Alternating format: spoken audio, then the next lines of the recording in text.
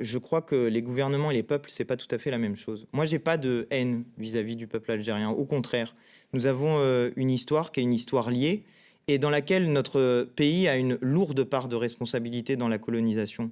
Et il ne s'agirait pas d'oublier cette histoire-là. Mais que ce texte soit passé devant que ce l'Assemblée. texte soit passé est très choquant. Il envoie un signal. En fait, il envoie un signal terrible vis-à-vis du peuple algérien, pas vis-à-vis du gouvernement algérien, contrairement à ce que raconte Madame Le Pen. Il envoie un signal terrible parce que, je le dis et je l'affirme, nos peuples sont mélangés.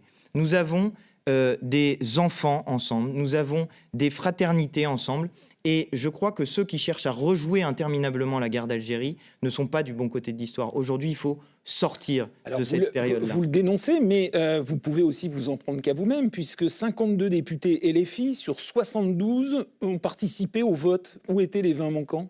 Eh ben, c'est vrai qu'il en manquait. Je ne vais pas vous dire le contraire, c'est dommage. Moi, j'y étais pour ce vote.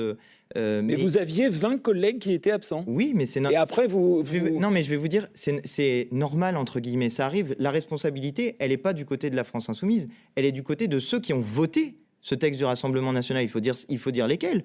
Les Républicains ont voté avec le Rassemblement national. Le groupe Horizon, c'est-à-dire le groupe de Monsieur Édouard Philippe, a voté avec le Rassemblement national. Ils se sont pas abstenus. Non, ils ont voté pour.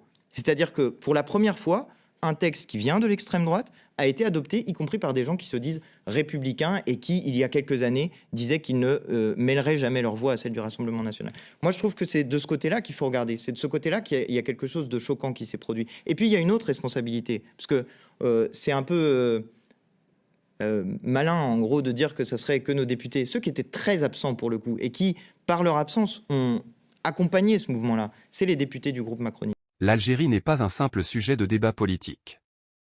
C'est un pays qui a payé le prix fort pour sa liberté, un peuple qui a marqué l'histoire par sa résistance et son attachement à la dignité. La relation entre la France et l'Algérie ne peut pas être réduite à des calculs électoraux ou à des votes opportunistes. Elle repose sur une mémoire lourde, sur une lutte reconnue à travers le monde, et sur un rôle majeur joué par l'Algérie dans les combats pour l'émancipation des peuples. Ignorer cette réalité ou envoyer des signaux de mépris, ce n'est pas s'attaquer à un gouvernement, c'est blesser un peuple et nier une partie de l'histoire commune.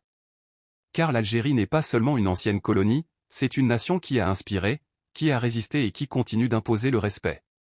Aujourd'hui encore, l'Algérie occupe une place centrale dans la mémoire, dans les liens humains, et dans l'équilibre des relations entre les deux rives de la Méditerranée. La regarder avec condescendance, c'est refuser de voir son rôle, son poids et sa légitimité historique.